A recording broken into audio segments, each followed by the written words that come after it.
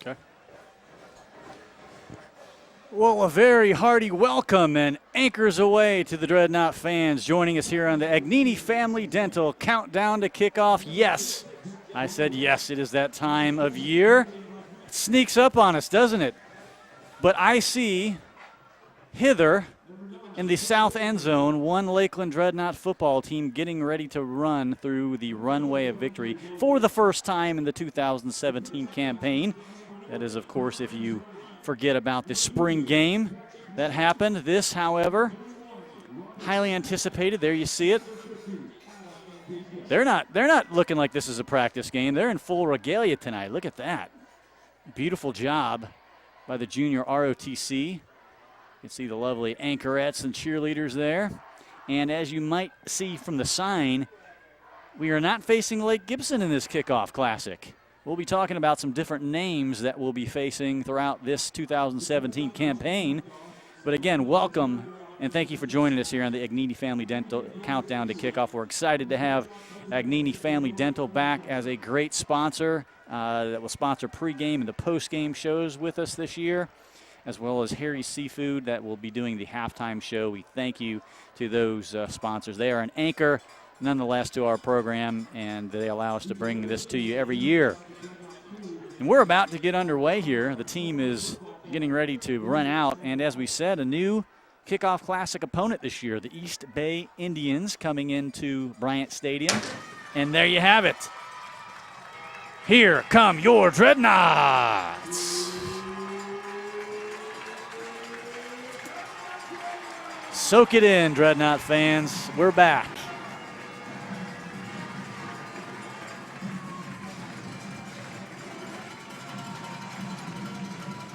Ah, the relaxing sounds of cannons.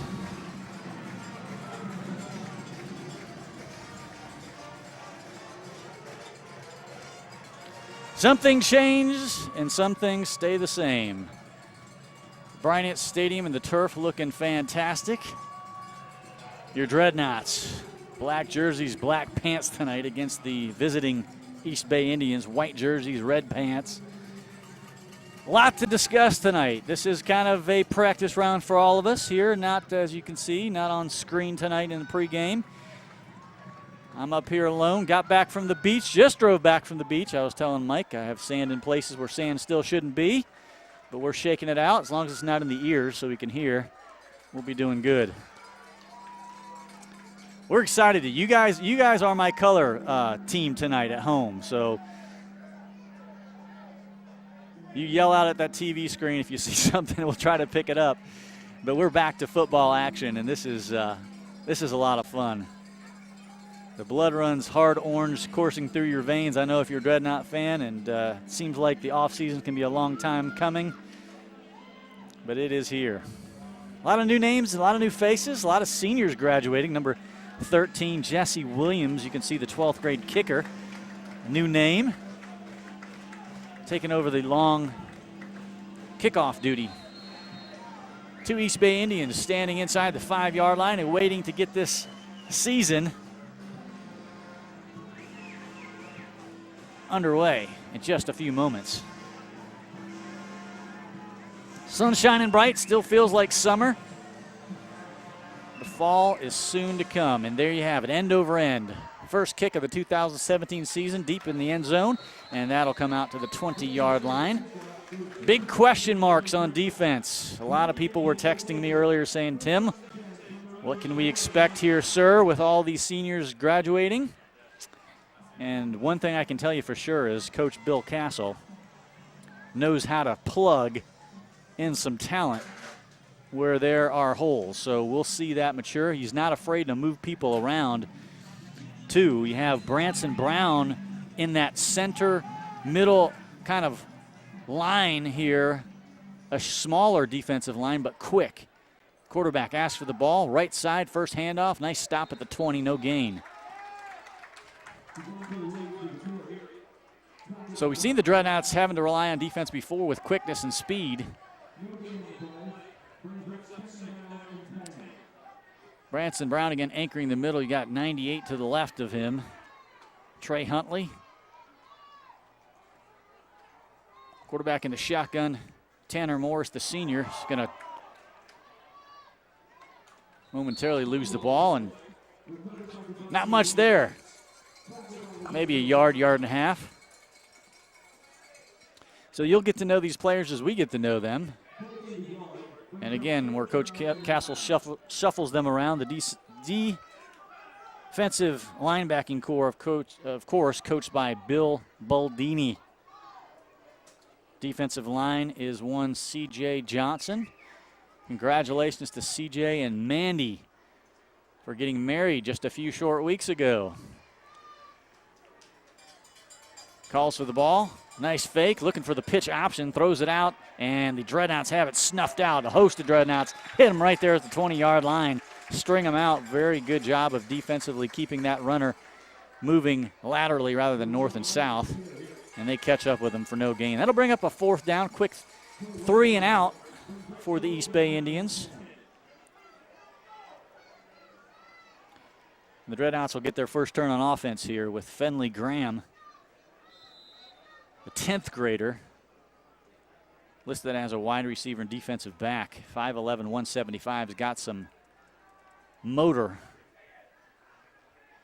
A little bit of a low snap, and he's going to decide to run with it. Lots of room, and I think he's going to easily pick up the first down. Caught the Dreadnoughts sleeping a little bit.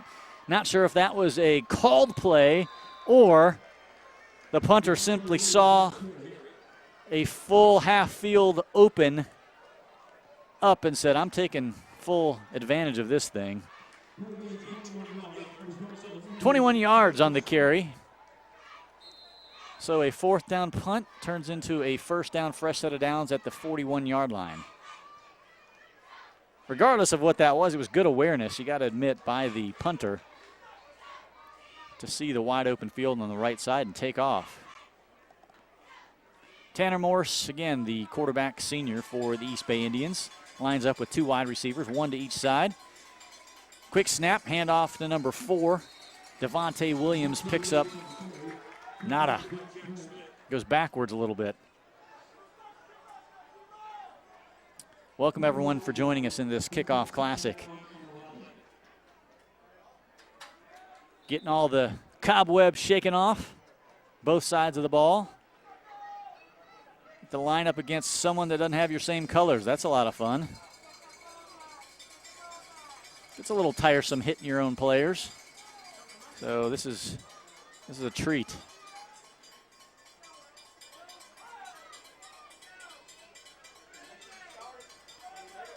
East Bay looking over to their coach, trying to get a play from the sidelines. Tanner Morse may have taken too much time. No, they have a timeout. Confusion over there on the East Bay side, and that'll give the Dreadnoughts a chance to talk things over with their head coach, Bill Castle. And with 8:45, we have no score. East Bay is on their first offensive possession. We're going to go ahead and take our first little commercial break, and we'll be back right here with you listening to the Dreadnought Football Webcast. We'll be right back. 1, 2, 1.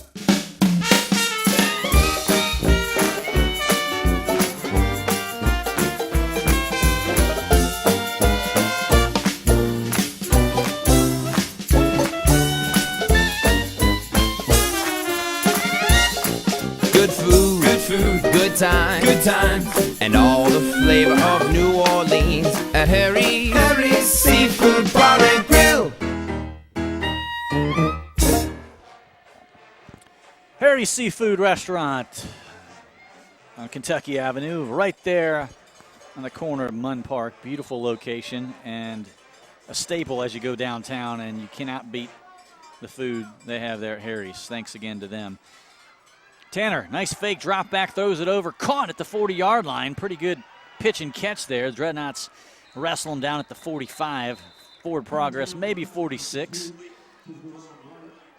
Pretty nice little grab by Zeron Wright, the junior listed running back, 5'6", 150 pounds. It was a nice little timing pass play by the quarterback. Tanner Morris just took a couple steps back and rifled it over to number 13, Zeron Wright. And 3rd down and 5 ensuing here for the East Bay Indians.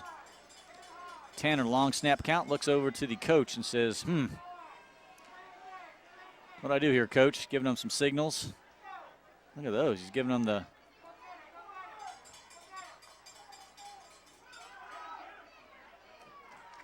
little trickery there. Tries to draw the defense in, kind of a fake, but still went straight up the gut, testing the heart of the offense for the, or rather, heart of the defense for the Lakeland Dreadnaughts. A lot of people will probably try to test that middle, again, as we don't have the normal size we've had on the defensive line. Quite a bit of experience up there, but a little light on the beef. We'll see how they do. This time, they are set to punt. Better snap. Kind of a low kick, but it's going to get the job done with a good bounce. On the run, number 3 is going to break one tackle. Comes, gets a nice block. I think he changed fields one too many times. He got a block there from Robert Madden, the senior linebacker, but decided to try to switch his path one more time, and he ran into a bunch of Indians.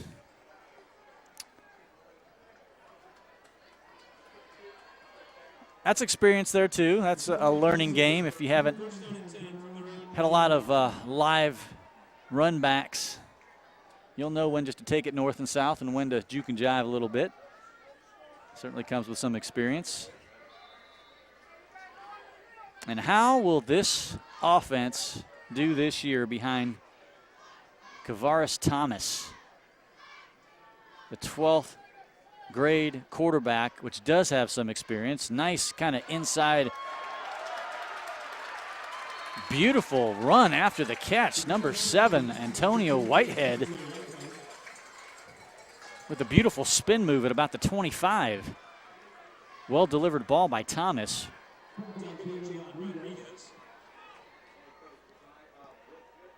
Kavaris, as you'll see, it's the size on him, 6'4", 230 pounds, a wonderful looking high school quarterback. Very mobile as well, but will pass more than you probably are used to with the Dreadnoughts. Nice on the run pass right on the money to number 12. Gives himself some room, cuts back at the inside Indian territory at the 48-yard line. Boy, talk about the poise already to Daquan Lawson. Daquan is a 12th grade wide receiver as well. But what you'll notice right there from the quarterback, number 5, is that patience. And that's quite a weapon to be able to be running and then deliver a ball right on the numbers. I'd say get used to this, Dreadnought fans. We'll probably see the ball in the air quite a bit more this season as a good wide receiving core and a great throwing quarterback. Number 14 upended as he caught the ball. Deshaun Graham, as he just turned upfield, got his legs chopped from under him and fell to the turf. Nice tackle on the Indian Bay side.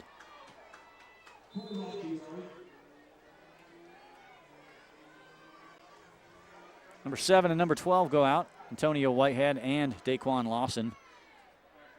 Strong I formation. Thomas has behind him Hall. Throws it out, though, to number 12, who has some room. Nice block. Whitehead sprang a block and gave Lawson another probably 10 yards on the carry with that block.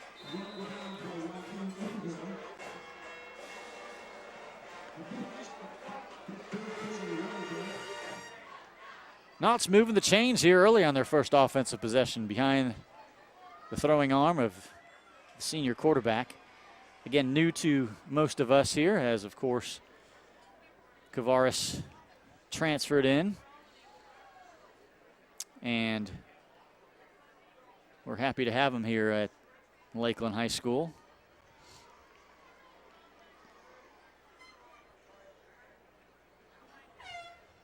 As the defense getting, it's a high-tech world even here in high school football, getting some screen time, watching their performance and how they could improve in real time down on the sideline. 5:46 here first quarter, as you can see. No score on the board. East Bay's only had one possession. They ran a fake. I don't know if it was a forced fake, but they did a successful fake punt. Picked up a first down, but never got to the Lakeland Dreadnaughts side of the field.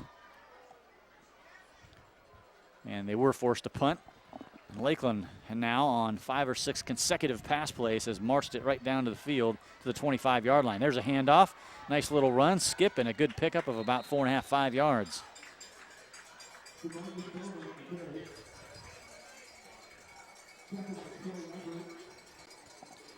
believe that's DeMarcus Bowman. He's the young running back, 10th grader, 5'11", 185. They gave him nearly 6.5, 7 yards on that carry on first down. It'll bring up second down and 3 as we start to see some darker clouds to the south. Not sure if they're moving this way, but not uncommon in the evening time here still in midsummer, as the quarterback Thomas is going to keep it. And he's a big guy, as we said, 6'4", 230, and can move some men on his own accord, and picks up the first down, moves the chains, and gets it inside the 10-yard line for the first time here in this ball game and in this early 2017 season, the Kickoff Classic. There you see a few of the rain clouds to the south over the Jumbotron, the Naughty-tron for Lakeland High School. Serves us well. Strong I formation. Again, number 4, Hall, and 22, Bowman. Hall got the quick handoff, not much there. Good stop by East Bay. Saw Sid Kimbrell on the way up, and he said to remind you all that once again, they, of course, welcome everybody on Monday nights to the Booster Club meetings, where Coach Castle breaks down not only film and the past performances, but talks about the opponents ahead, talks about strategy. You get to see the X's and O's up close, and you're welcome to join them on the Lakeland High School campus. Thomas, nice fake, still looking, and goes to the back of the end zone. There's a flag on the play. Good patience by Thomas, but nothing really opened up for him as he was trying to wait till a receiver cleared to the back of the end zone. Just didn't have a lot to go to. You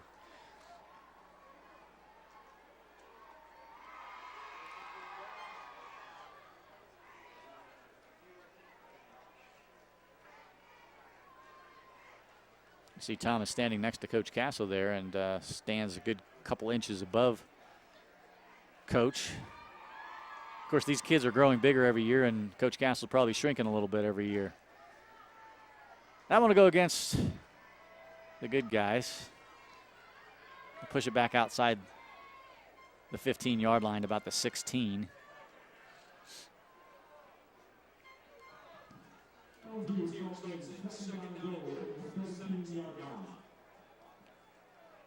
Second and 17 now, after the 10-yard penalty assessed to the Naughts.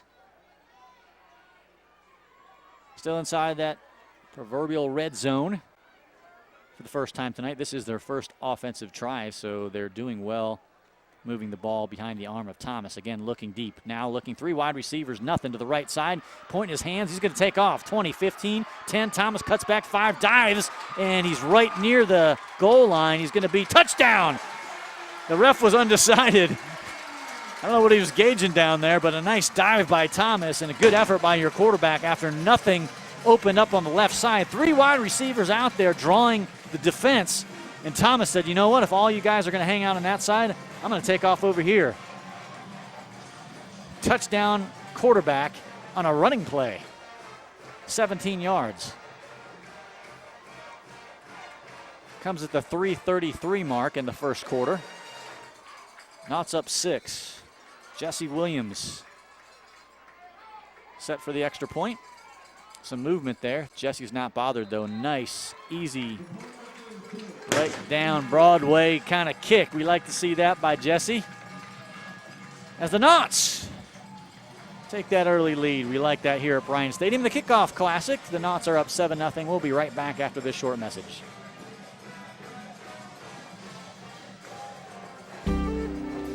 Agnini Family Dental truly is a family of doctors. We strive to give our patients a patient-first dental experience. Our goal at Agnini Family Dental is to provide our patients with the highest level of comprehensive dental care and prevention. Every member of our team promises to put the needs and concerns of every patient first in every aspect of their dental care. Our family of doctors take a tooth-conservative approach to restorative dentistry with a special focus on sedation dentistry, implant dentistry, and orthodontics. Call to schedule your appointment today and let our family of doctors change the way you look at dentistry.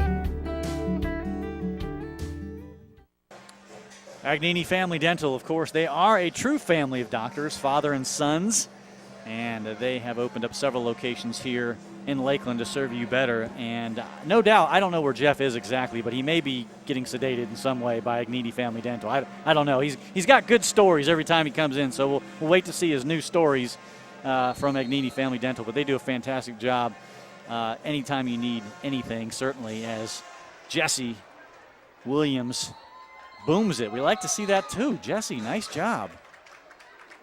That can be a big weapon for a high school team to be able to rely on that kick into the end zone when you want to. So very nicely done. Clean kicking so far by the senior. Now, one thing, of course, about losing seniors is you get to see such a talented squad like the Lakeland Dreadnaughts. Those new names kind of step up. They've been in the shadows. They've played some in the third and fourth quarters, but don't see a lot of drop-off with the Knots, which is great, again, because those players are at a high level right when they step in and fill the shoes of those seniors that left. 3:33, the East Bay Indians tried kind of a inside handoff, try to draw the quarterbacks off with a little fake throw there, but the Knots were not fooled. Nice tackle. Second down 10, no gain. One thing that's exciting to a lot of Dreadnought fans this year that we'll talk about after this play, second down and 10. Tanner Morris appears to like to work out of the shotgun, trying to buy himself some time. He's going to fake the handoff over the middle. It's going to be picked off. Number 11 has the ball. Philip Sloan knifing his way. Philip Sloan going to dive in. Touchdown. One for the offense, one for the defense. Mr. Sloan. Or was that Carlos Best?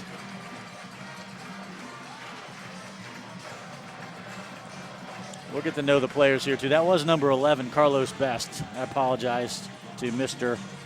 Carlos Best. Fabulous job, Carlos. Saw that ball all the way. I mean, his little peepers never left the quarterback. His eyes were all over it. He took 2 steps in front of the receiver and then made a nice run after the catch to give Mr. Jesse Williams another opportunity to kick an extra point in as many seconds as about 15 seconds. Nice. Way to go, Knots. Little breathing room. How about that? We just said 3:33 came the first points, and 2:53 or thereabouts comes the next set. We like getting both sides of the ball involved early. That's a good sign. Carlos Best with the pick 6. Beauty.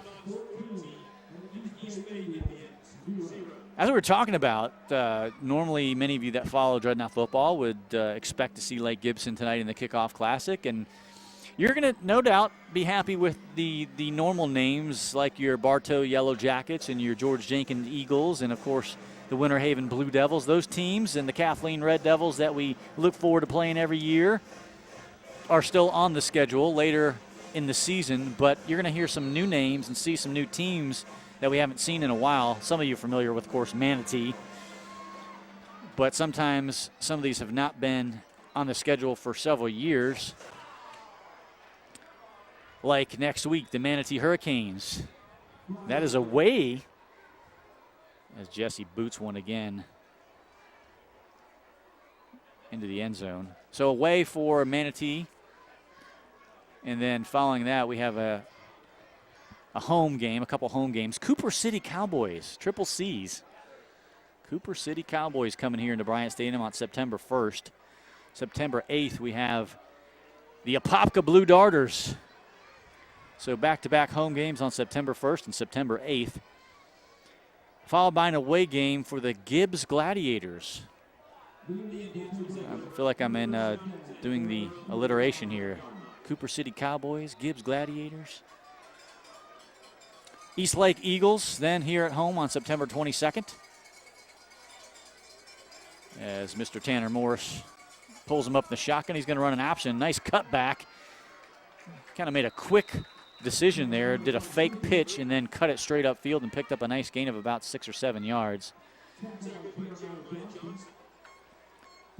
So then we get into those games that we were talking about after East Lake Eagles. Bartow is away on September 29th. October 6th, we have George Jenkins away also. The Blue Devils, Winter Haven here home on October 13th.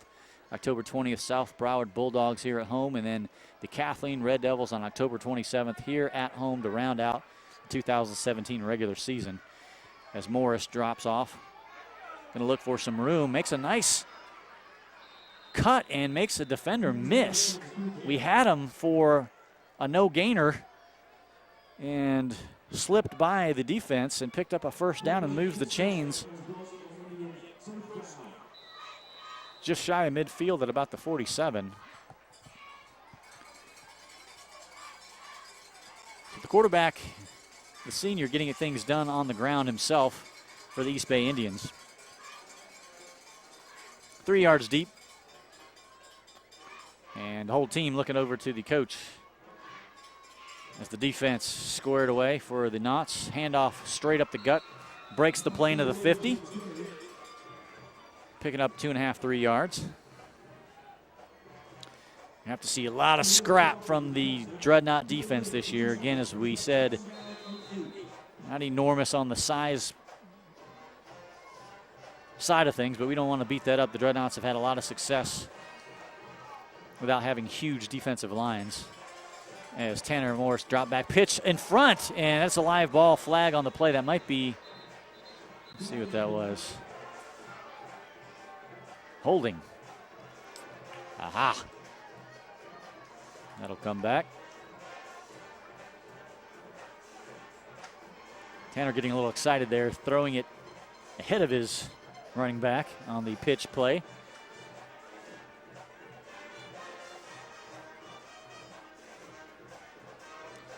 See Jaquarius Smith, Branson Brown, of course, on defense. We got Mathis, Quavon Mathis, 12th grade defensive back. Again, you'll see 12th graders on the defense, but a lot of them have been in the second and third team kind of ranks last year. 26, Jason Hampton out there. One of your linebackers, number 44, plug in the middle of the linebacking core. Khalil Crawford is a big man in the middle. Tanner Morris fires it out to number, hit it about the 44-yard line. Number 22, David Mays, is the one that comes up with the catch to move the chains a few yards. Got Jeremiah Johnson, number 40. We called Trey Huntley, number 98, 6'3", 230-pounder out there. Of course, Carlos Best with the pick six just a few moments ago.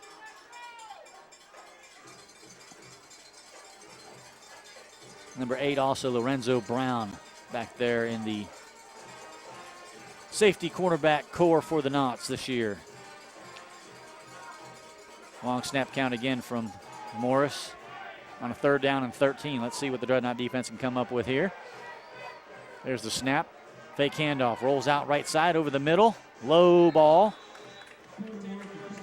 Intended for Zeron Wright. The 0-1 hopper. The Knots will get the ball back here with literally a few ticks left in the first quarter, leading 14-0. One coming on or off the legs of the quarterback, Thomas, a 17-yard run. And then the second, of course, Followed up maybe 15, 20 seconds later, Carlos Best stepped in front of a Tanner Morris pass and took it to the south end zone for the second touchdown of the evening. Whoa, could have nearly blocked that one. A little more tentative this time by the Mr. Fenley Graham, running things back, let it bounce, and it will whittle itself down all the way inside the 10-yard line to about the 7. Nice result punt. Of course, you get a lot of those with this turf. If you get that right bounce, it could go an extra 15, 20 yards in a hurry. We'll have some special things for you guys this year on the webcast. We love it when you participate and when you either text or tweet in or kind of let us know your thoughts and opinions. And we like to incorporate your ideas and get your thoughts from here in Lakeland and around the state and certainly around the country. As the quarterback, Thomas, back to work. Nice handoff, good run, cutback, beautiful job. Still on his feet, 20, 25-yard line. Chewing up the yards.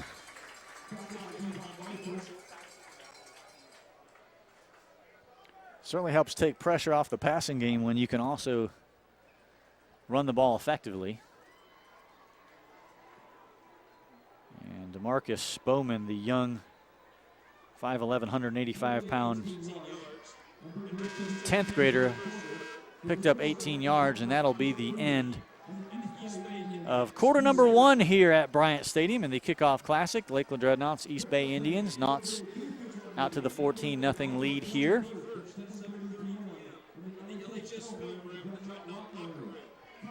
Again, they're announcing here at the stadium in the Dreadnought locker room is the Booster Club meeting on Monday night, where all are welcome to listen to Coach Castle and the rest of the coaches. They often have a guest speaker break down all the Dreadnought action from the previous week and then set the table for the week to come, which again will be a big game against Manatee at their home for the first regular season game. Lakeland played a very scrappy Venice Indian team in the spring game, and it's always a good test. They just year in and year out, every time we play them, they make me nervous because they don't have a lot of size, but they just heart from the Venice Indians. And again, even though it was a little scrimmage game, Lakeland came out just short 20-23 in that spring game. So this is the first time they've kind of played as a unit since May. As you can see, the Nautitron, and thankfully the Storm's kind of hovering, being content to stay over south of the stadium, which is nice. Thomas hands off again to 22, down the sidelines, 40, 45, he breaks free. Look at him go. Number 22 is going to go all the way. DeMarcus Bowman. Kapow. I looked down at my roster for just a moment, looked up, saw the flash running down the sideline. DeMarcus Bowman racking up the yards. 17-yarder on the last set. And follows it up with a doozy.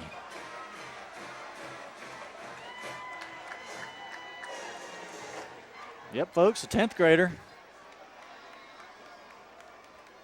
Breakaway speed, baby. I'd like to see that. Wow. Jesse's getting a workout tonight. Early in the second quarter, this is his third extra point attempt, and he's been perfect.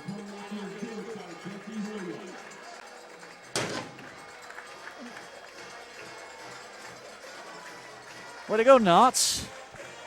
Offense, defense, everyone getting a little involved here at the Kickoff Classic, and we'll be right back with the Dreadnoughts leading 21-0. Stay with us.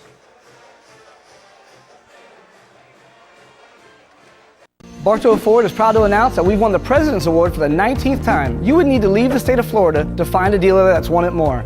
Sales volume and customer satisfaction is how you win, and let's face it, you wouldn't sell a lot of vehicles if you didn't offer the lowest price around and take care of customers the very best. But why don't I have them up on the wall? Because a long time ago, my father taught me that our people are what make the difference. Other dealerships, they can have their gimmicks and games. We'll take people that care. Bartow Ford, we're different, and we prove it. beautiful facility there. All of you, I'm sure, have seen as you've headed down 98 to Bartow, and you pass Bartow Ford, and much more than just a big building. They have incredible service. They've won, as you saw in that commercial, they year after year win numerous awards for their customer service. So we thank them for being a sponsor as well, Bartow Ford.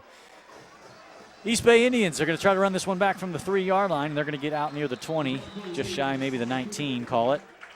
Dreadnoughts up comfortably 21-0 against East Bay here early in the second quarter.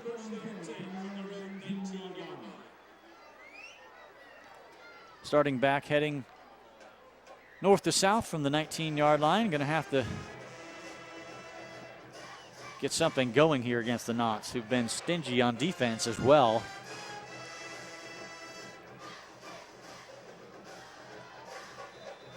I like to see the team tackling, and I prefer certainly seeing 2 or 3 guys on the ball rather than solo tackles are certainly nice. We'll take those, but when you can fly 2 or 3 guys to that ball every time, it wears a team down, and the Knots have been doing that on defense so far. Let's see if they can keep it up here with 11:42 remaining. Handoff straight up the gut, and it goes absolutely nowhere. Branson Brown just stuffed the middle.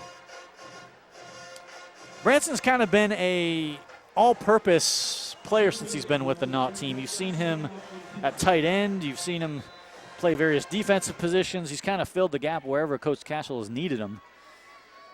This year, kind of just, again, anchoring that middle of the senior defensive line as he jumps, as I call his name, a little too eager. Sorry, Brants, I messed you up there. Must have heard me. That's okay. Give him a few yards, 5 yards there. As Tanner Morris will have the ball just shy of the 25 now. 2nd down and 5. Calls for the ball.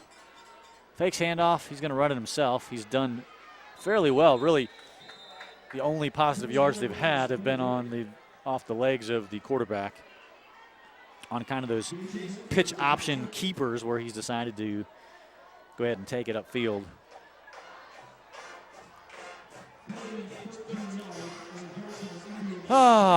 Feel like you can breathe again under the lights here at Bryant Stadium. Nothing quite like it.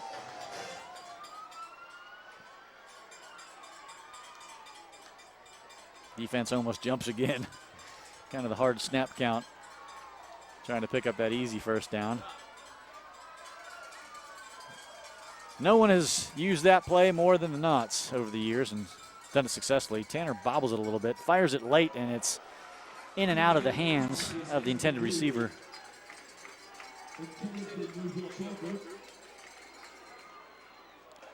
Parker had it in his breadbasket, but he might have heard the pitter-patter of the Knot cornerback coming hard. Fenley Graham working the outside corner.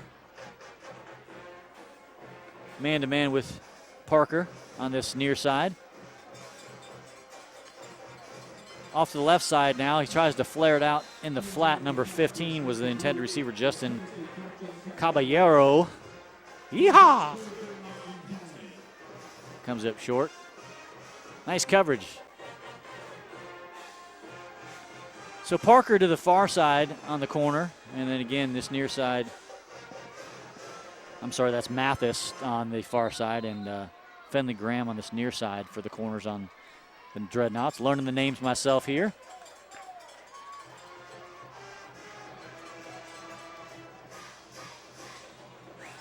Tanner Morris, 4 yards deep, drops back, looks to pass in the flat, and just over the head again of that same receiver, Parker.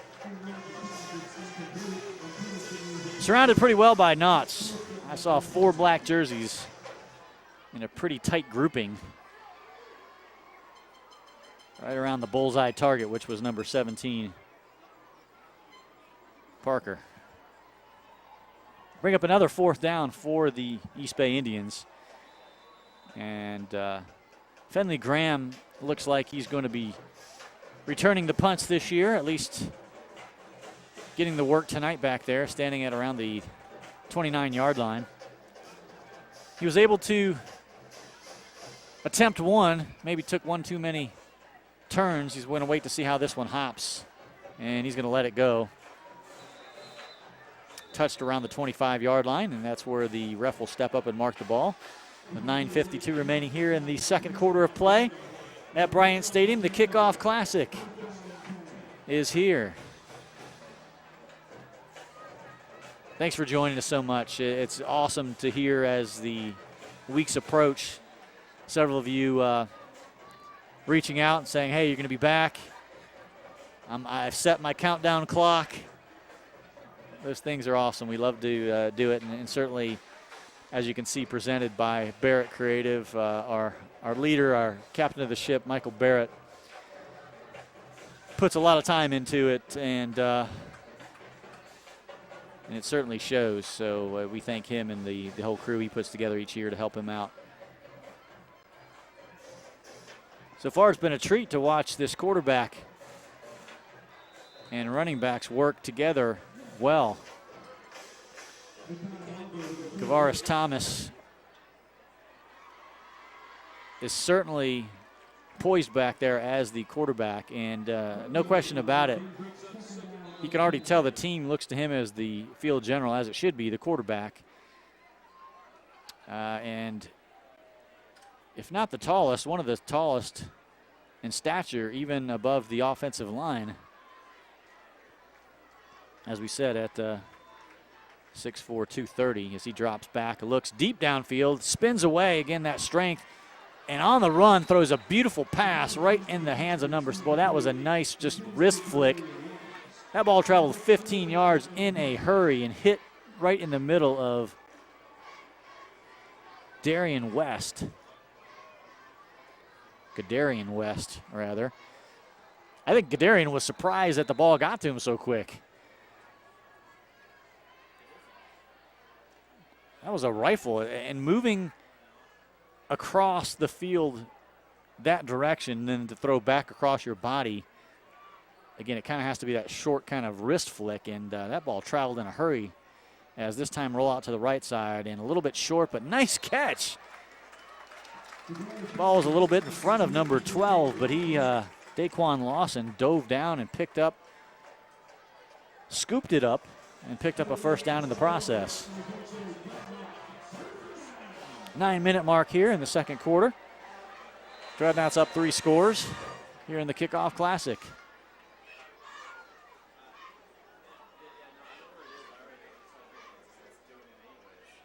Thomas rolls out left side, has 2 wide receivers. He's looking deep again. They stop, and nice throw again. What I'm noticing, though, and I can see the coaches already talking, is once the receivers kind of turn on those little button hooks, they're just staying right there. And if the quarterback's moving, they need to also move with the quarterback a little bit. The defenders are right on their shoulders, and that could be dangerous if they keep sitting without moving. So they need to work with the quarterback a little bit and move on some of those patterns if the ball isn't delivered to them right when they turn around. But it sure is a luxury to have a quarterback that can get it there in the blink of an eye. Thomas set I formation. Handoff this time.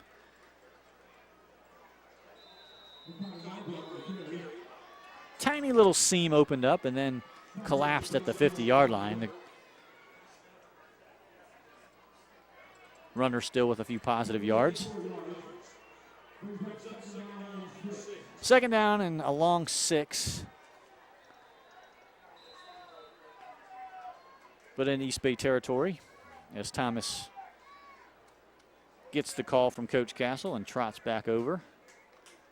Nice one, they're right in front of there. It's a short run as number 3 and number 7 will flare out. Fenley Graham, Antonio Whitehead. With the tight end to the left side. Shotgun, low snap, fake handoff, looking deep, no question about it. He's gunning, has a man. Can he break free? A little bit over his head. Flag on the play here at the 50, but a lot of air under the ball. As you can see, not a problem at all for Thomas to launch it. Well, he looked like he was in a hammock when he threw the ball, just chilling. Little flick of the wrist, and 35, 40 yards later, actually overthrew the intended receiver, number 7, Whitehead. It'll march the Knots back a few yards as Gadarian West checks in the ball game. Thomas talking to his receiver, Whitehead, who's wanted that one, just could not catch up with it. Seemed like it was kind of floating up there for a long time. Looked like a kite I saw earlier at the beach just hanging out up there. But Whitehead could not get to it. So it'll bring up a second down. And about 20 they have it marked at. So that was a big penalty.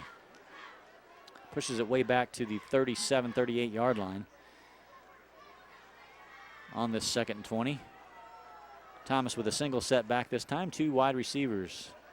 No question about it. Boy, nice move to elude the pursuit and lots of blocking. Plenty of time. Flicks it again, has a man. It's going to get there. Caught at the 2-yard line. Touchdown! I think that surprised the defender. He's like, there is no way on the run this quarterback's going to be able to get it past me. And guess what? He did. He did. Thomas with a 65-yard spiral. Caught at the 2. Then you simply have to waltz in. You can just 2-step backwards in there. As the receiver was hanging out behind the defender. And again, the defender's eyes were on the quarterback, seeing that his team was getting a little pressure and he was moving the quarterback. He was near the sideline. No way could he just stop and throw this ball over my head. Well, yeah, he can. 27-0. 7:14 remaining still in the second quarter. Lakeland Dreadnaughts on a roll here. We'll be right back after these short messages.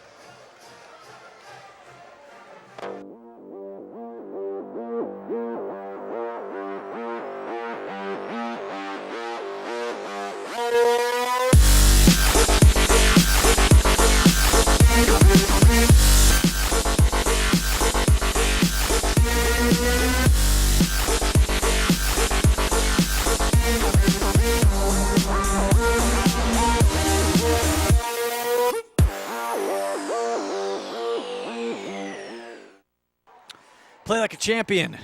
I've got my champion Dreadnought shirt on tonight. Still fits, which means I didn't eat too many cupcakes over the last 8 months. Well, maybe a few too many, but that's all right.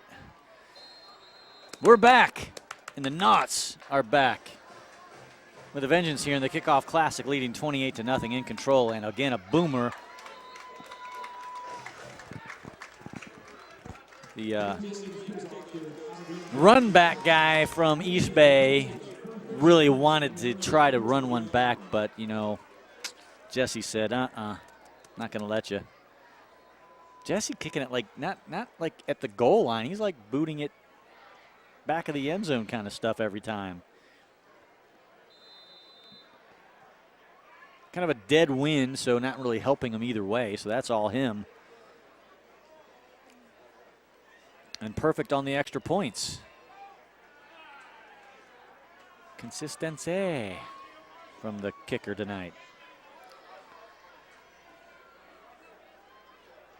Knots back on defense. East Bay trying desperately to come up with something. That ball is going to be in front of the intended receiver. Number 15, Justin Caballero. Caballero, I cannot roll my double L's.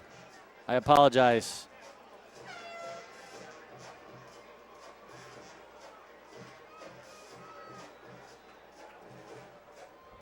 Those of you that can at home, please feel free to insert your double L Caballero anytime they go to number 15.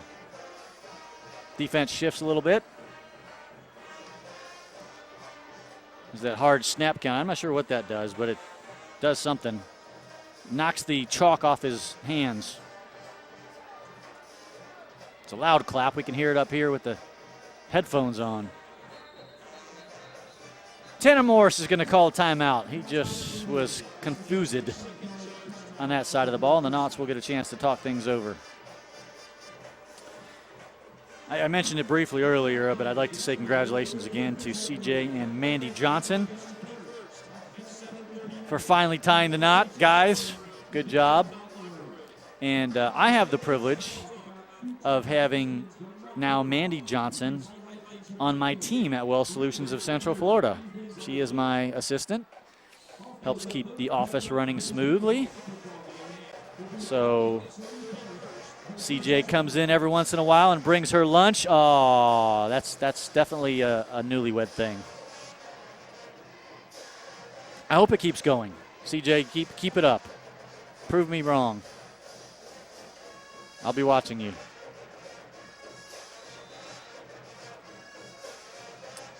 Great young coaching and experienced coaching on the Dreadnought staff. Well, open receiver that time. Can't blame the receiver for not finding some open green. But Tanner could not find Jalen Brinkley, the senior wide receiver. That was all him, just a high pass. I have my daughter here with me tonight. Olivia wanted to see some friends here from Lakeland High School. She was meeting to say hello to. So she came to the game with me. That's a treat for me to have a co-pilot on the way here to Bryant Stadium. Time flies. Whoa, quick little pass off in the flat, and the cheerleader gives the quarterback, or the receiver, a nice little check. Boy, she wouldn't even phase. She's like, yeah, you hit me, so what? Just get off me. I'm a Lakeland High School cheerleader. I'm tougher than that. Come on, do you see these shoulder pads on me? Well, another fourth down. Or is it third down and 10? See, it is fourth down. Because I see one Fenley Graham out there at the 45. See if Fenley gets a chance to run this one back. Nice snap and high kick that time. Fenley could come up on that ball, but waits for it, and it does take kind of a Lakeland bounce at the 45. Goes side to side, and Dreadnoughts will have it in East Bay territory with 6:46 remaining in the second quarter. So the question, is there a running clock in the Kickoff Classic? Things that make you go, We shall see, maybe.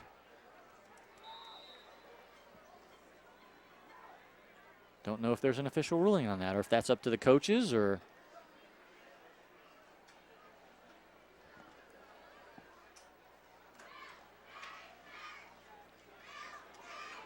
Night has fallen here, high above Lake Parker, and the Dreadnoughts, a little fumble-rooski there.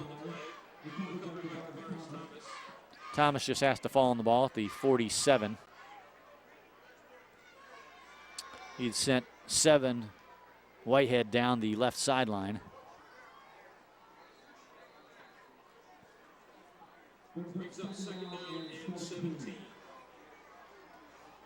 Well, we've done well on a 2nd and 17 before here just in this ball game. So with what I've seen from Thomas, I don't think it's much of a problem. 2 wide receivers, Whitehead.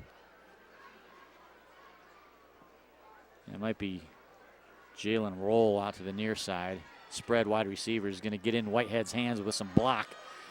Oh, number 14 fell down. Deshaun Graham, that is, actually the wide receiver on this side. Tried to take on 3 East Bay Indians, and the powwow was just too strong for him.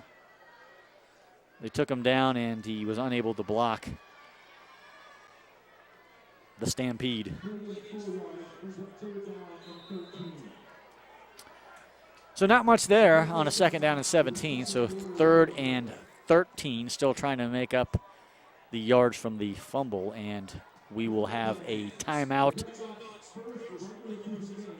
on the field from the Knots to talk things over on a 3rd and 13 with 5:32 remaining here in the second quarter. And we will go ahead and take a 30-second timeout to give our sponsorship some play with the Dreadnoughts up 28-0. We'll be right back. 1, 2, 1.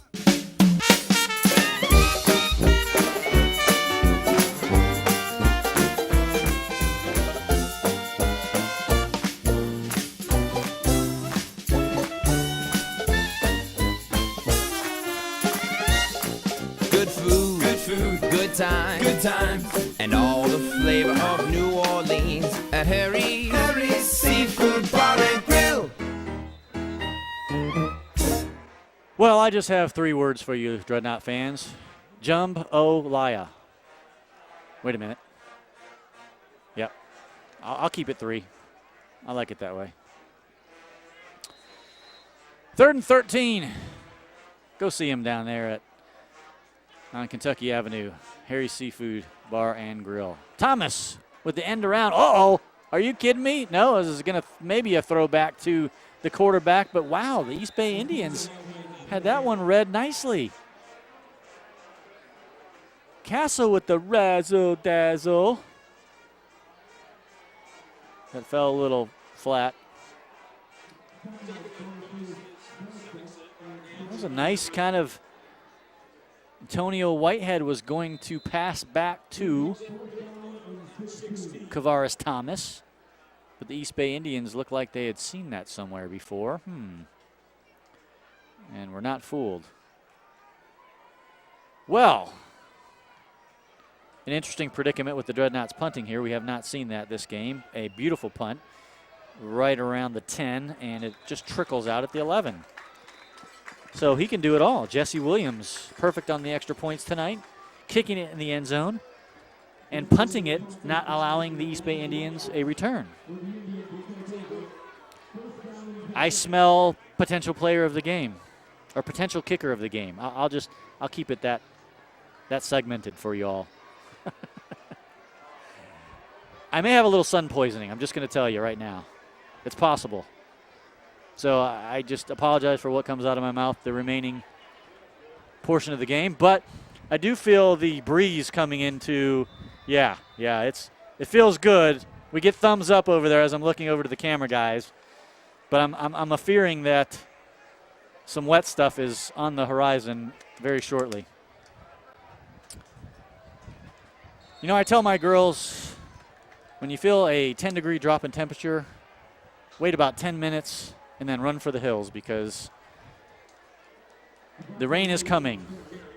I also tell them to wear clean underwear. I tell them lots of things. But the band is clearing out, so, you know, the band knows they have a lot of wisdom, and the band is taking shelter. So I'm assuming that it may get wet here in about 5 to 10 minutes. As back to the action, handoff at the 9-yard line goes for nothing, and that'll bring up a 3rd down and 11 or 12 with a loss of a couple of yards.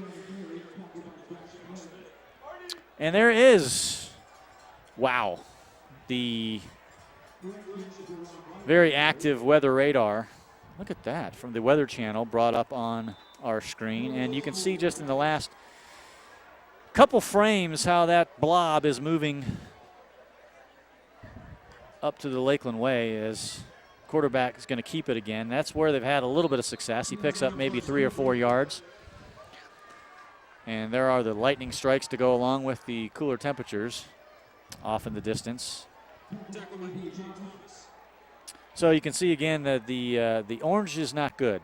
It's good here. We like it on the field. Orange is good. On radar, bad. As we see a lot more orange showing up on the radar in those last few frames. Probably not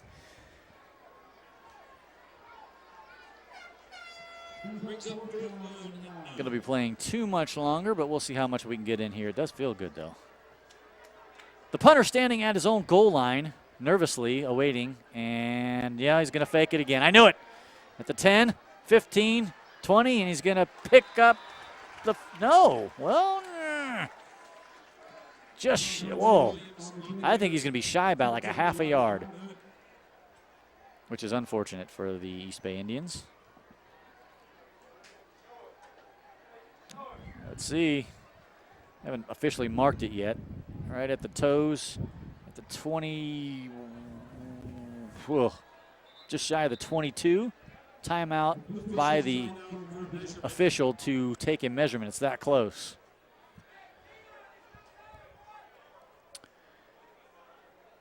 Will we or won't we get the full half of play in here with the weather approaching from the south?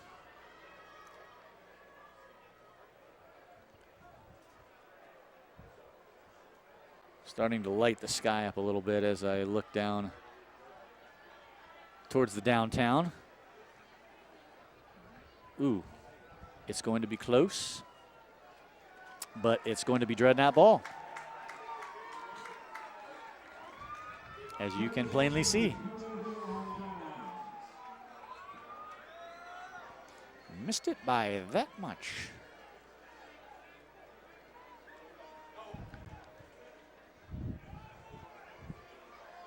So if you were with us here in the first quarter, the punter did the same thing on their first possession. Successfully picked up the first down. That time nearly successful again, but just shy.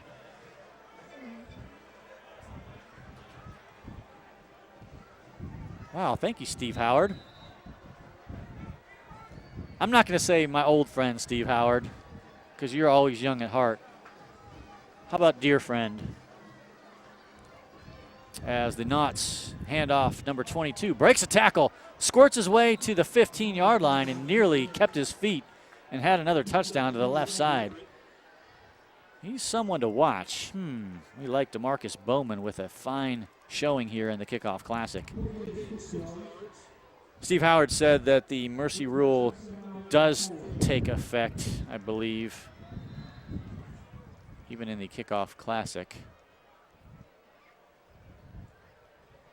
Let me look at my messages again here. Takes effect with a 35-point differential without the need of either coach's approval. Look at that. So I think that mercy rule could come into play here with a minute and 40. 22 left side, nice spin move at the 15, keeps his feet, down to the 5. Touchdown, are you kidding me? I had to break it out. That deserved it. There's a flag though. So if I could do are you kidding me backwards, I would.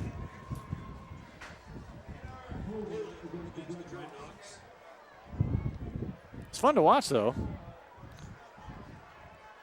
And hopefully many good things to come for the season with the young running back.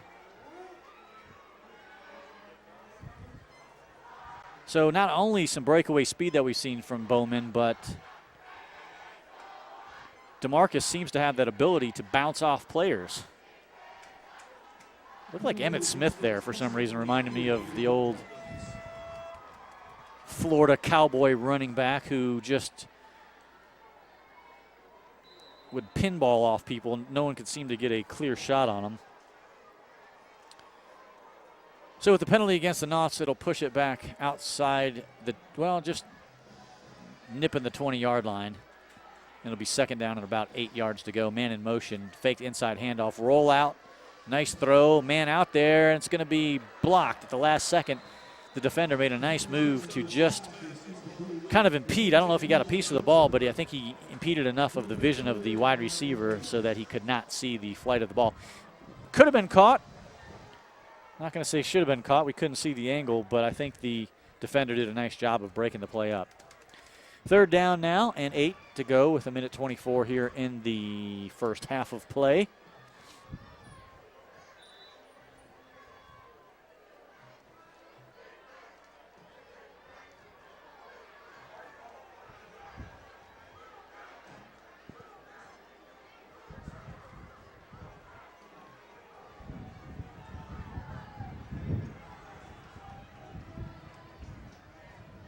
As quarterback drops back, looking deep, trying to get all of it over the middle of the field, and caught!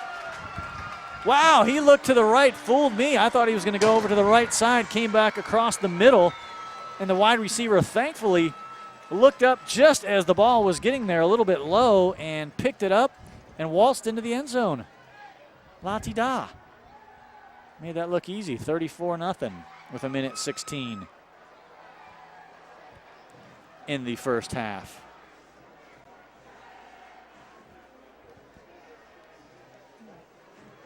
Gives old Jesse a chance to go for number 5. Boy, he just looks steady as a rock. I mean, you want to see just, it looks like his first kick looked exactly like that kick, and that's what you want to see from your extra point kicker. You don't want to see any funny business, just 1, 2, boop, right through the middle. Nice focus. We'll keep it right here as the teams are running back out on the field. I'm going to text my daughter something real quick, so just entertain yourselves for 2 seconds. I'm just kidding.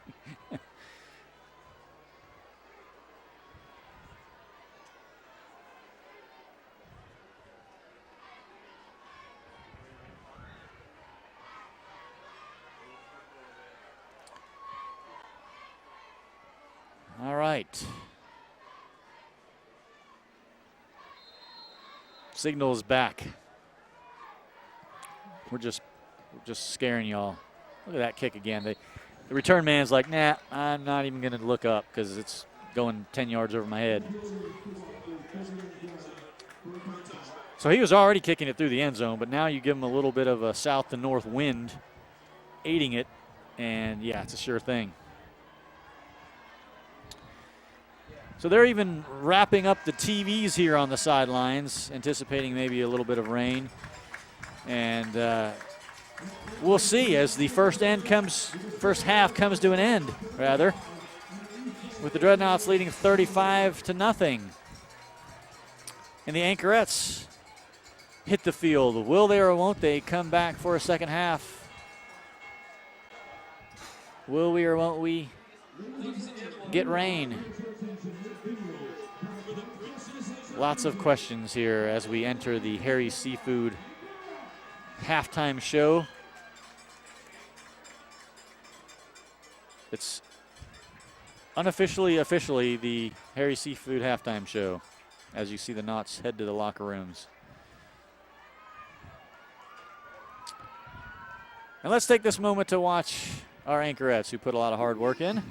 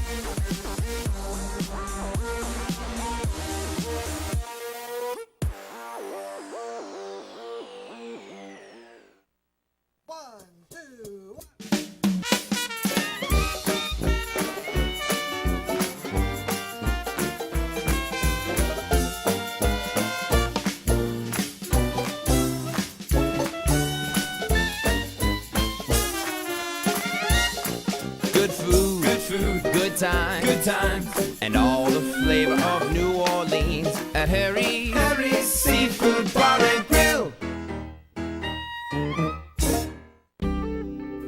Agnini Family Dental truly is a family of doctors. We strive to give our patients a patient-first dental experience. Our goal at Agnini Family Dental is to provide our patients with the highest level of comprehensive dental care and prevention. Every member of our team promises to put the needs and concerns of every patient first in every aspect of their dental care. Our family of doctors take a tooth-conservative approach to restorative dentistry with a special focus on sedation dentistry, implant dentistry, and orthodontics. Call to schedule your appointment today and let our family of doctors change the way you look at dentistry. Bartow Ford is proud to announce that we've won the President's Award for the 19th time. You would need to leave the state of Florida to find a dealer that's won it more. Sales volume and customer satisfaction is how you win. And let's face it, you wouldn't sell a lot of vehicles if you didn't offer the lowest price around and take care of customers the very best. But why don't I have them up on the wall? Because a long time ago, my father taught me that our people are what make the difference. Other dealerships, they can have their gimmicks and games. We'll take people that care. Bartow Ford, we're different, and we prove it.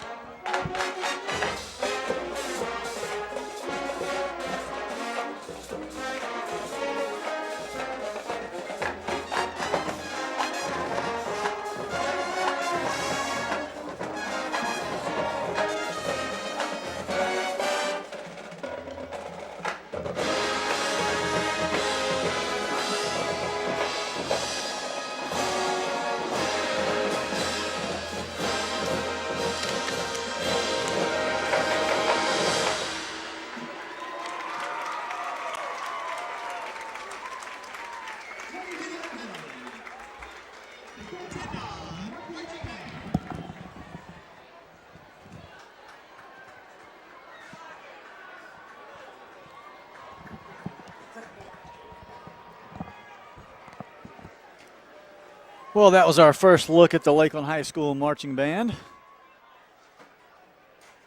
Welcome, everybody, officially now to the Harry's Seafood Halftime Show.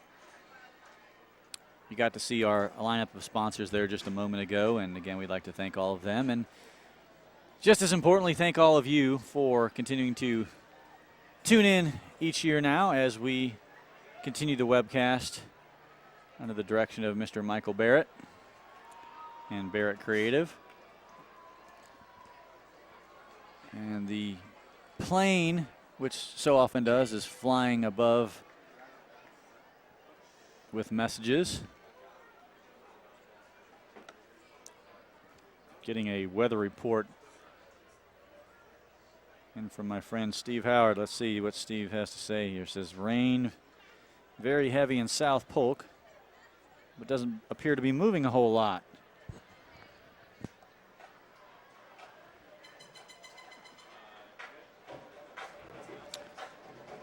Sounds like my Green at Edna. A little heavy and doesn't seem to move a whole lot. I don't have an Aunt Edna. I wouldn't do that to Aunt Edna. Now, Uncle Charlie, I would definitely call him out on being heavy and not moving a whole lot. Well, again, just having a lot of fun here in the Kickoff Classic. The Dreadnoughts having fun, leading 35-0. We know there's a regular season, of course, mercy rule as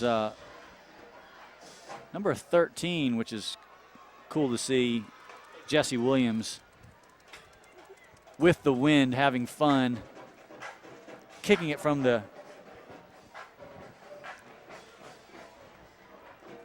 50-yard line.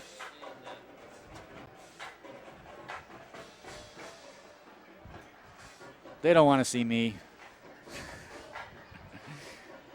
Talking with the cameraman, they asked if they should turn the camera on me.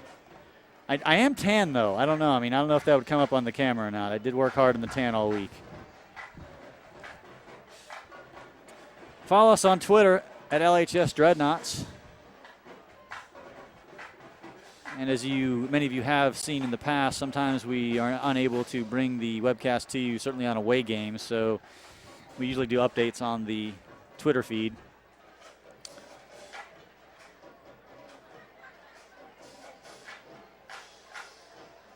Actually, it's cooled off nicely here. We usually have those super muggy nights the first 2 or 3 August, early September games.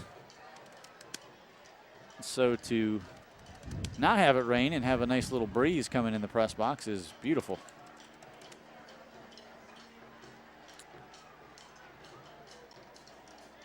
Cheerleaders and drum corps getting it on down there in the north end zone. Saw the band do kind of an abbreviated show as they will continue to add more to their repertoire and playbook as Coach Castle does with the football team. You'll see more integrated plays on offense from Coach Castle as the season moves along. But hey, you saw a trick play attempt in the Kickoff Classic. How about that? Don't say he doesn't like fun.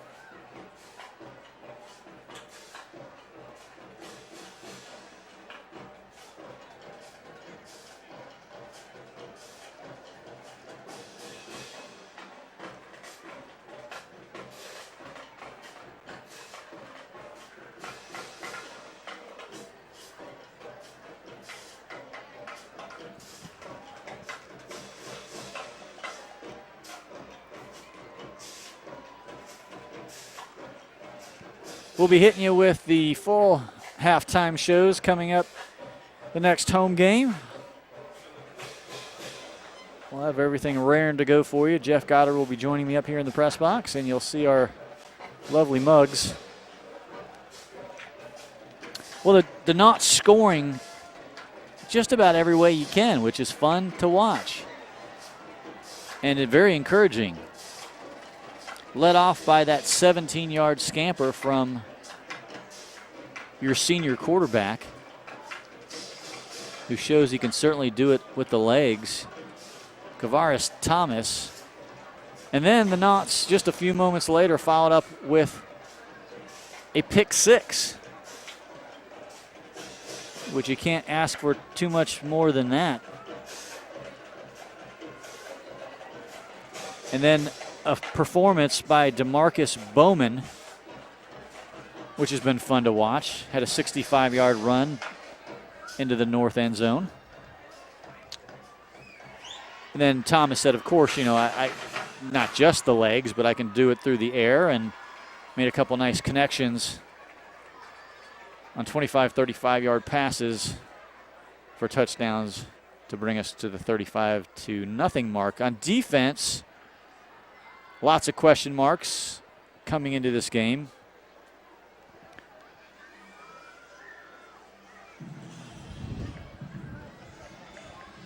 And you're not going to answer them, certainly with one opponent.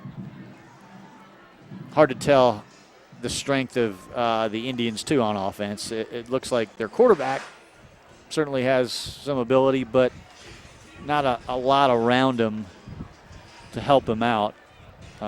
Few little bit of success he's had has been on kind of some pitch option keepers, but they've struggled mightily to move the ball, and they've resorted to a couple fake punts to try to keep the drives going. One successful, one not. So give the defense pretty high marks with a asterisk or a little mark by it saying let's wait and see. Not bad what we've seen so far, but when we start to see the Manatees and those teams as opponents, we'll see how the defense fares. But not much to complain about tonight here at the Kickoff Classic. Just under 3 minutes to go. And again, one of those next questions, will the teams both take the field and for how long here in the second half? So I'll go silent for just a couple minutes, and we'll be back with you when the teams come back on the field.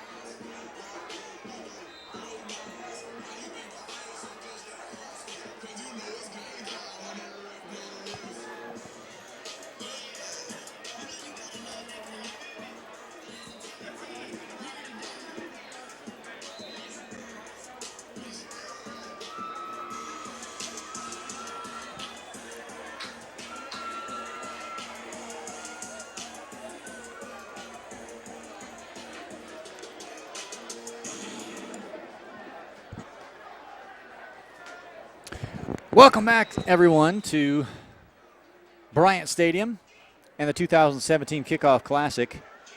We're rounding out the Harry's Seafood Halftime Show. And the Dreadnoughts lead 35-0 going into the third quarter, which it appears we will be doing. Got an updated score for you, which is obviously we realize scores aren't that pertinent, but it can tell a little bit of a story in that we know the caliber of some teams. And one of the team's scores I'm going to give you here is from the Venice Indians, which obviously was that same team that narrowly beat us in the spring game 23-20. So we know they have a quality team. And they are playing another very high, potent quality team, perennially, Plant. So at halftime, Plant 11, the Venice Indians 8. So a tight one there. And again, the Knots and the Indians played tight in the spring game. So,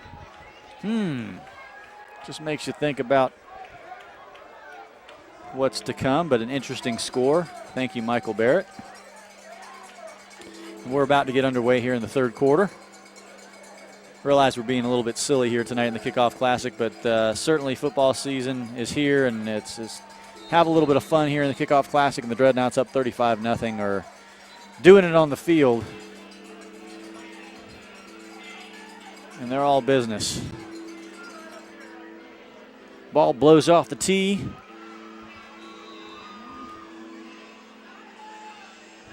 Back up and ready to go.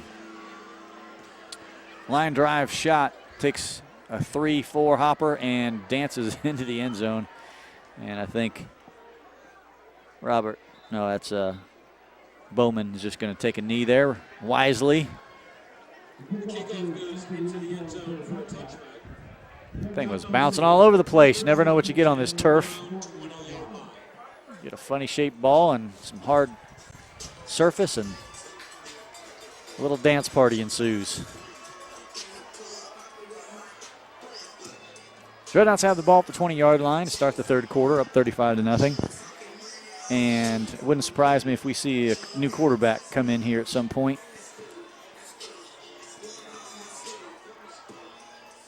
It's good to work your starter, and he's had a good amount of work as the Dreadnoughts spread the field. Two near side, two far side. Single set back off to the left side. Quick pass out to number 12 at the 18. Tries to pick up a block and gets to the 27. Number 9, Keon Zipper, was the blocker. And number 12, Daquan Lawson, picked up more than a few, 7 yards on first down. Second down and 3. Whitehead checks out. Can't say enough about the poise and the accuracy of the senior quarterback. Kavaris just looks so in control. Does not at all look panicked tonight, even under pressure. Always looking downfield for possibilities. Hands off to number 25 on a little kind of keeper. The East Bay Indians were not fooled. And Makai Marbra, who we've talked about last year, has some wheels on him. 5'8", 160, so not a lot of size, but he can, if he can get around the corner and find a seam, he can take off and make you miss in a hurry. So starting to see quite a few weapons emerging in the backfield, as well as a pretty vast receiving core. 9 and 12 again to the near side, Zipper and Lawson. East Bay threatening a blitz on 3rd and 4. And timeout. Another probably intelligent move by Thomas, just sensing something maybe isn't quite right on a 3rd and 4, not wanting to squander the opportunity. And the Knots with 10-17 in the third quarter will talk things over. It's funny, again, at the beach, just flipping the channels, you kind of lose track of the days, which is good, but then, you're flipping around seeing football, obviously, NFL football. So this isn't a dream. It's here, and for the next 12 weeks or so, 10 weeks, hopefully 12 weeks, right? The more weeks, the better. That means the Knots have done something good in the regular season and have extended that to a second season.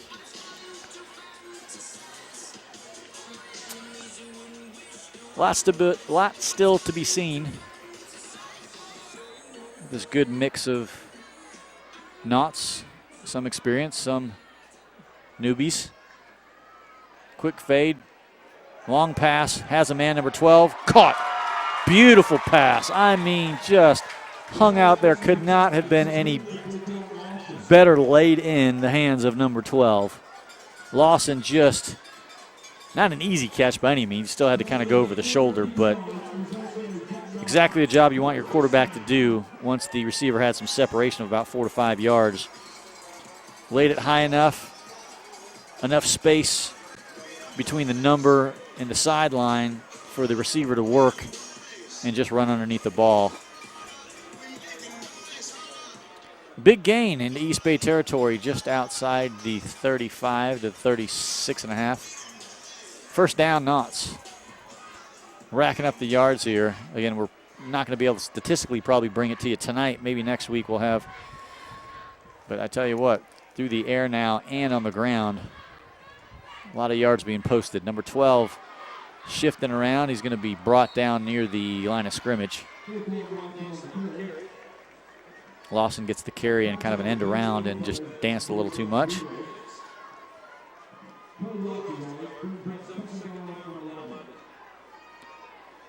Lost a yard, 2nd and 11. And the rain is held off just as my informants have told me. Said it was heavy in South Lakeland, but kind of wasn't moving a whole lot, so it looks like it's. Check that. As I say that, a huge lightning bolt goes across to Lake Parker, and everyone goes, whoa. It was sideways. It's pretty. Incomplete pass, 2nd down, bring up a 3rd down and 11.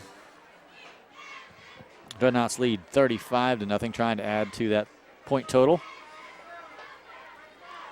Pretty steady scoring from the first possession of the Knots on offense to the last tick of the first half. A lot of offensive action coming in a variety of ways, and then the one defensive score as well.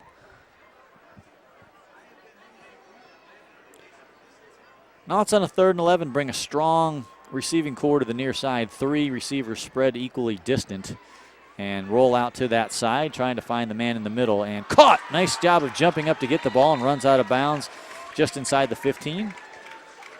Lawson with a nice jump to get the ball, which was high, but almost exactly where you'd want it to be, away from the defender. So you'd expect your receiver to be able to go up a foot or two and grab that ball. Also keeps the likelihood of the probability of those interceptions down, keeping it away from the defenders. On a fresh set of downs come the Knots inside the 15.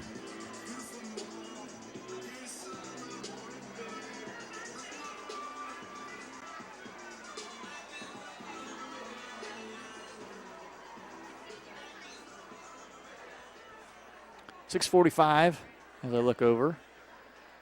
And it's going to be a corner pattern. That could have been a little interference, but I think the receiver more tangled himself up in the defender rather than the defender causing any kind of interference. So that was probably a good no call.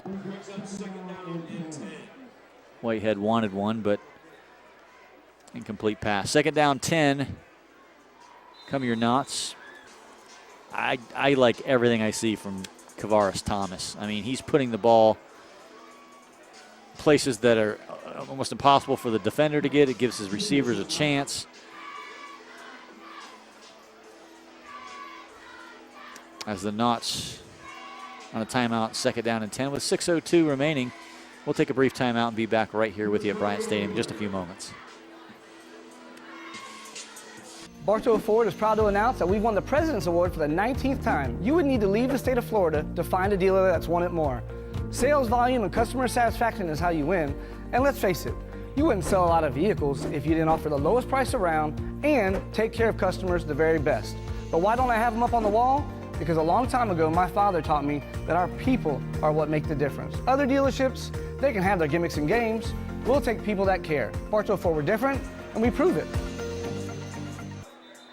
Back here at Bryant Stadium with just over 6 minutes to go in the 3rd quarter. Knots putting on a nice performance on offense and good patient drives. Not really trying too much, just spreading the love with the running game and in the air.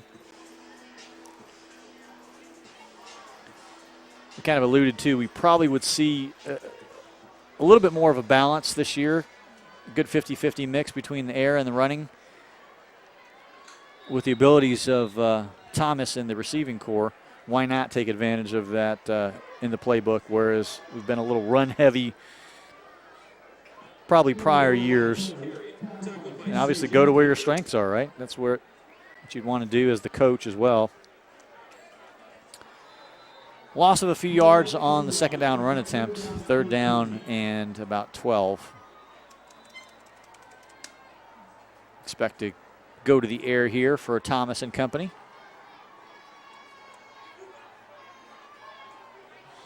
Receiver still kind of learning the direction is Whitehead and Graham now out to the far side, joined by Lawson, and roll out to that side, looking for some room, not finding any room, and fighting his way, and finally throws it in the dirt.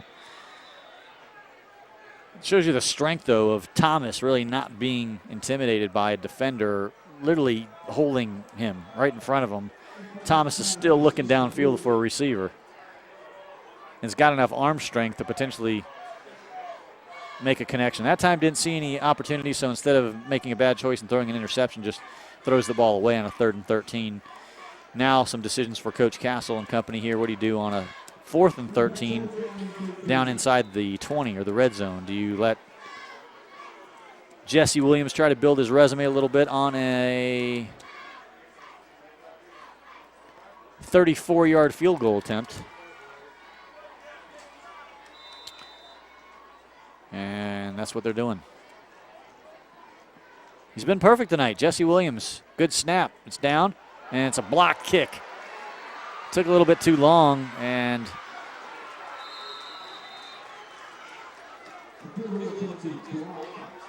little bit of a shining moment for the East Bay Indians. It's a good snap. I think Jesse just kind of took his time a little bit, thinking, they probably won't get in. They haven't had much. So focused to line it up and just kicked it a little low, and the East Bay Indian got a hand on it.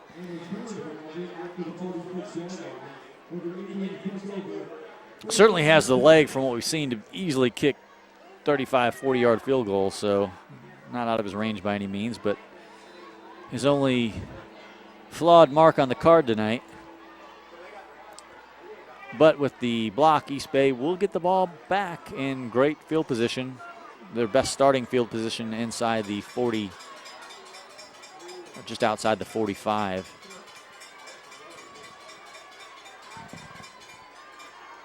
Keeper by the quarterback, not a surprise, who gets 11, 12 yards. Buries his shoulder too. Tanner Morris on a nice run.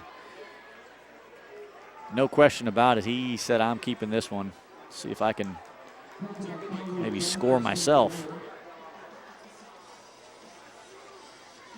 Some pride points. That'd be nice. Blocked field goal and then add some points on for the East Bay Indians. Inside Dreadnought territory for one of the first times tonight.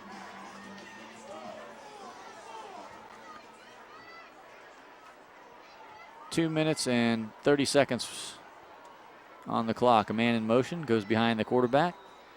Calls for the ball. Option pitch. And nice job. Oh, a good tackle. This is number 23, I think, who rifled in A.J. Thomas. One of the linebackers just comes knifing through.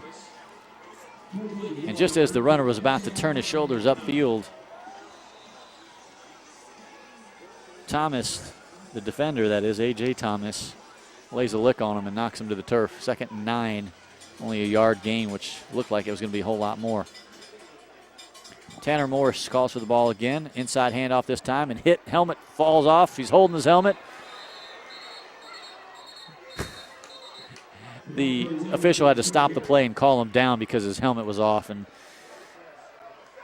he was holding on by his mouth guard. So he still had his mouth guard in, and the helmet was just dangling back and forth there, and probably a good call by the official to stop that play dead.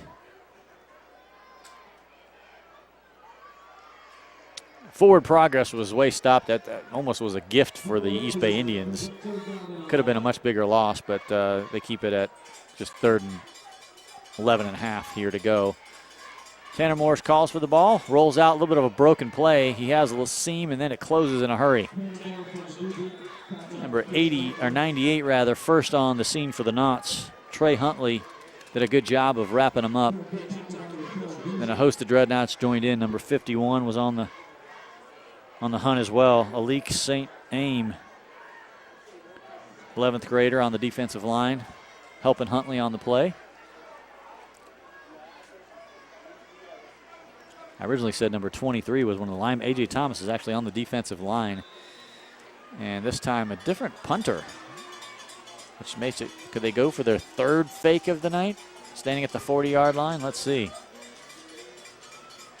Low snap, and they are. He's going to take off, and I don't think he's going to get anywhere this time. He's going to try to kick it, and it's going to go out of bounds. Ugly. Poor guy. It's a good job of the Lakeland defense, just all over him in a hurry, and he realized that he had nothing, no choice. So instead of taking a 25-yard loss, he was just going to try to boot it and get a couple yards back as 3rd quarter comes to an end. And 4th quarter ushered in by some tomfoolery there. Lakeland offense will have fantastic field position to start the 4th quarter. Leading 35-0. No score in the 3rd quarter. The only quarter tonight without some fireworks by the offense.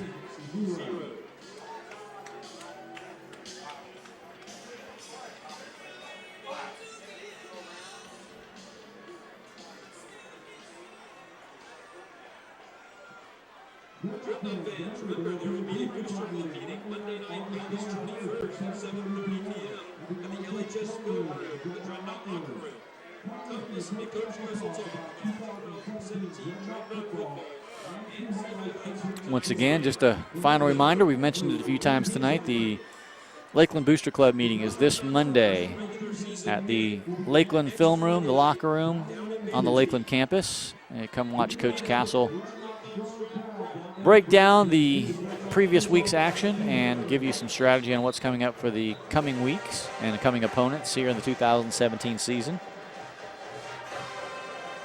It's just neat. If you're a football fan and have not been, it is definitely an inside look at what goes on in the mind of Coach Castle, which is a lot, but Dreadnought football in general. As Thomas still in the ball game here in the 4th quarter. Rolling back deep, drop back, fires downfield, has a man, number 7, caught at the 12-yard line. Are you kidding me? Wow, I didn't think he was going to get there. I was about to say that the ball had just been thrown over Whitehead's head, and he just put on like a little power boost, a little turbocharge. The last 5 yards that ball was in the air and ran up right underneath it. Well, that didn't take long in the 4th quarter. Wow, I would love to see the offensive yards being tacked up by the Dreadnoughts in the air so far tonight. And on the ground. Maybe that's the cue for Thomas to come out there with a 41, hopefully soon to be 42-point lead.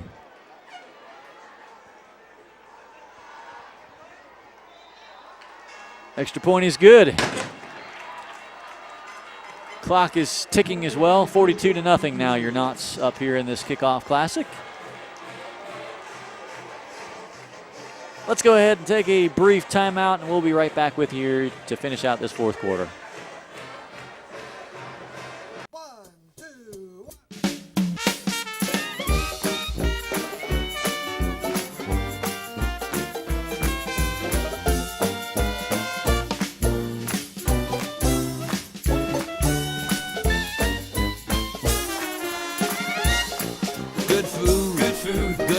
Good times, and all the flavor of New Orleans at Harry's Seafood Bar and Grill. HookedOnHarrys.com, 101 North Kentucky Avenue, right there in downtown Lakeland. As the Knots didn't take much time at all to put up another one. I am thoroughly impressed by your quarterback. Supporting cast isn't bad, but, I mean, he is putting it on the mark, like, from every angle. I mean, I've seen him. He's thrown several long balls beautifully, both to the middle of the field and the sideline. He's thrown the post route, corner routes. He's been in trouble scrambling, finding people, making good decisions, keeping it away from defenders. It's going to be fun to watch, Dreadnoughts. A lot of talent right there behind the ball. No surprise, Mr. Sure-footed Jesse Williams kicks another one through the end zone. They're almost just foregoing the kick and placing it right on the 20-yard line.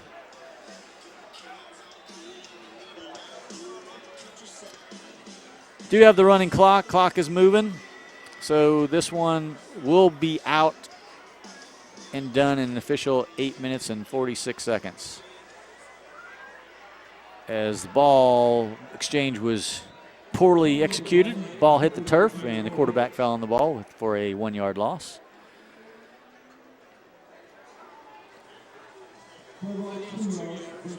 I'd say a pretty nice little tune-up game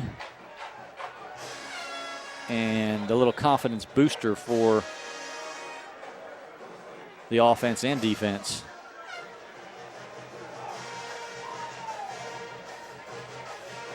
Again, unfortunately, the first regular season game will be away at Manatee. And there is a run and a hard hit just shy of the 50-yard line, but a lot of second and third team defense coming in now. And the East Bay Indians exploited it right up the middle.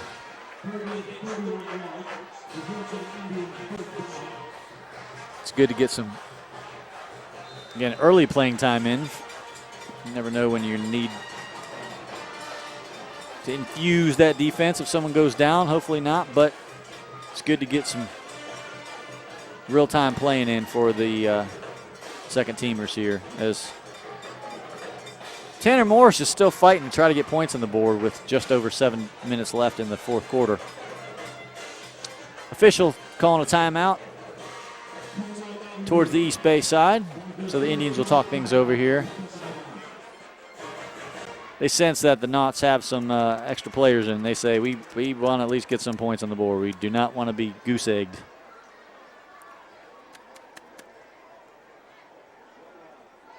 Band sounds excellent.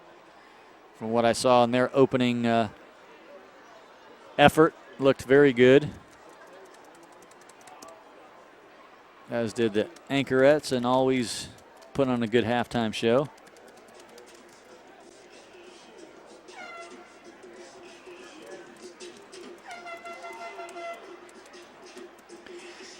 Just a mental note, if you are coming to the next home game, which we hope you do, for the Knots. Parking is a bit of a different situation this year with some major construction going on the Massachusetts side of things, which is the east side of the stadium.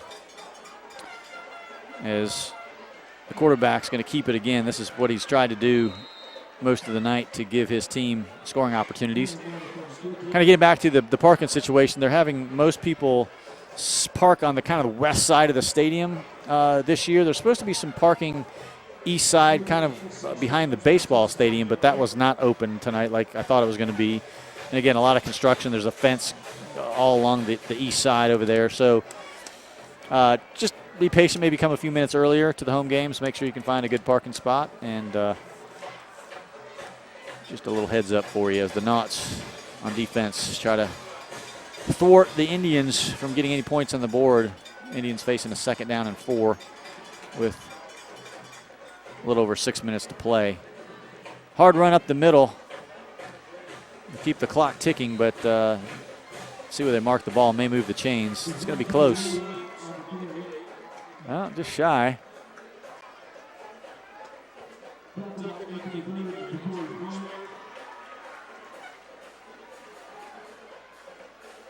And we're going to have a short post-game wrap-up tonight as well.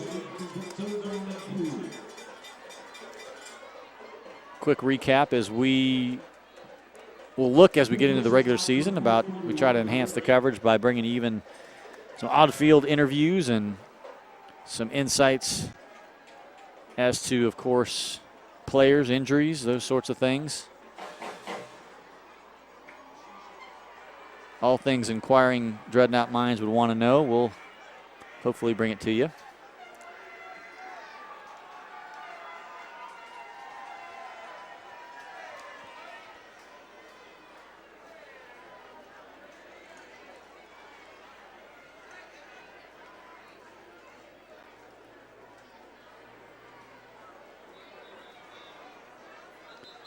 And that next game, as a reminder, is Friday, August 25th at 7:30 p.m. Lakeland versus Manatee in Bradenton, Florida.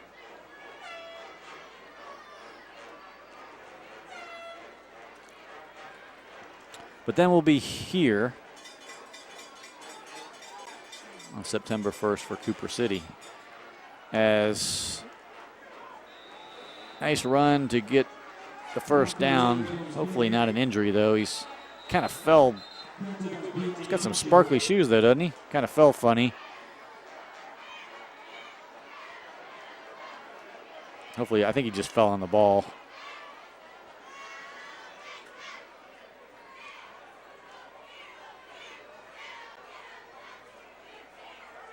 So September 1st, we have, again, that game against Cooper City here at Bryant Stadium, which will be the first regular season game home. Hopefully the Naughts will be coming in 1-0. A little bit of injury time out here, and that's, other than this, which hopefully is minor, has been a blessing to be relatively flag-free and injury-free. How about that? It's been a breath of fresh air to not have to stop every moment with a penalty. That's another thing that we hopefully hope will continue as this regular season gets underway. Dreadnoughts notoriously popular with the gentlemen that throw the hankies, the yellow hankies. We pick up some penalty yards. I mean, obviously we offset it with a lot of offensive fireworks, but that's something year in and year out, Castle fights a little bit.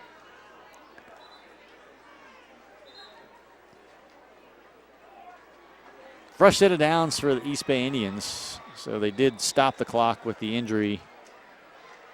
And back underway we go. 5:30 left here in this fourth quarter. Oh, was that read beautifully by number 19. Daniel Villa, the senior, saw that coming. The pass from the quarterback, Tanner Morris, out in the flat was just gobbled up by Daniel Villa, and he had a clear sailing. I mean, no one But incomplete pass, 2nd down 10. Nice fake handoff and good pitch, nice move. And still on his feet. Look at him go. Number 17 just really tripped by his own momentum, but a great first down run. Eluding probably 3 or 4 defenders. Great cut at around the 32-yard line.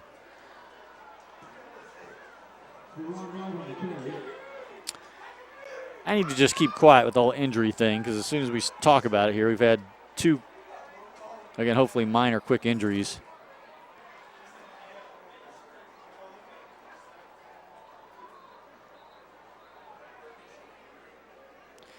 Sometimes the old turf can be a little unforgiving.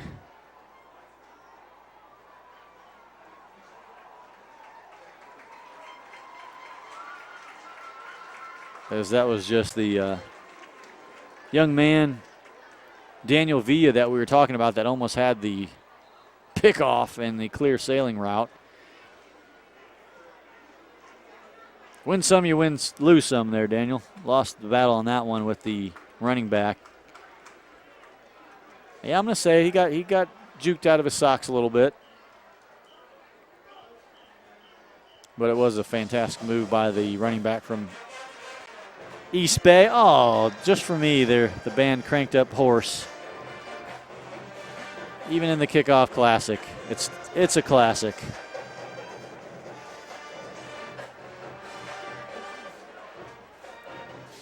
It's the old blood flowing. 1st down and 10 on the nice run from the running back. They're still fighting, trying to get some points on the board. Pass caught at the 12-yard line. Nice move at the 5, and then not stop them at the 3. Wow. Where were all these moves earlier in the game that these receivers and running backs are putting on from East Bay? So with now just under 4 minutes, East Bay in some serious business down inside the 5-yard line. Knots will have to put together a little goal line stance. From our angle, it looks like the tip of the ball's almost on the goal line.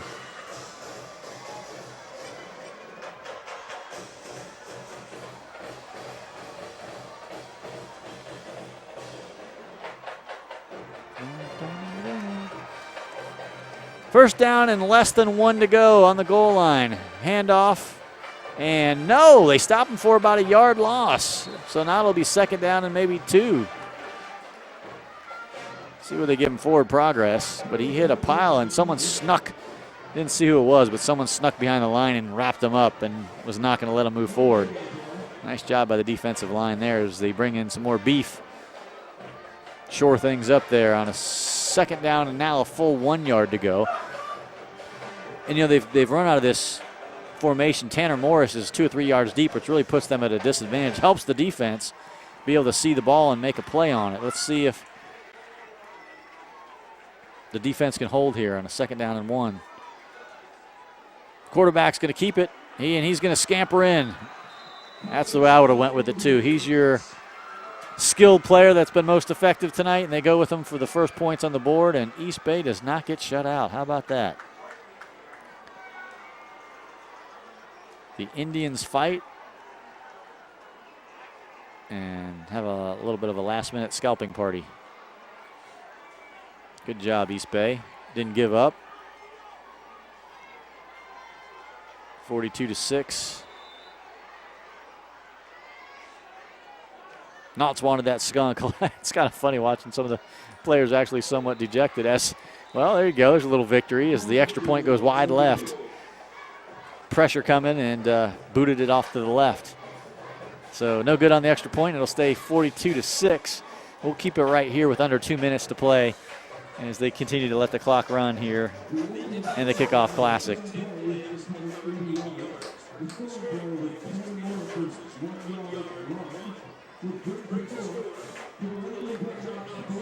So just kind of as expected, the quarterback, Tanner Morris, with the only score tonight on a 1 yard run. The positive yards they've had tonight have come from kind of those options that he's had, and he's chosen to run the ball. He's had a couple good first down runs. Other than that, not a whole lot for the East Bay Indians.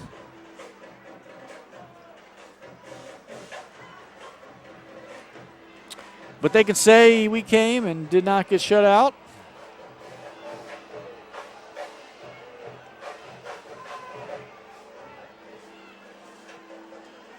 Number 81 set to put down the final kick of the night. We may just get a run back and maybe one play, and that'll be it. And the preseason will be officially over. Short kick caught at the caught and dropped, and then recovered by East Bay. But the clock is not stopping, so it really doesn't make a difference.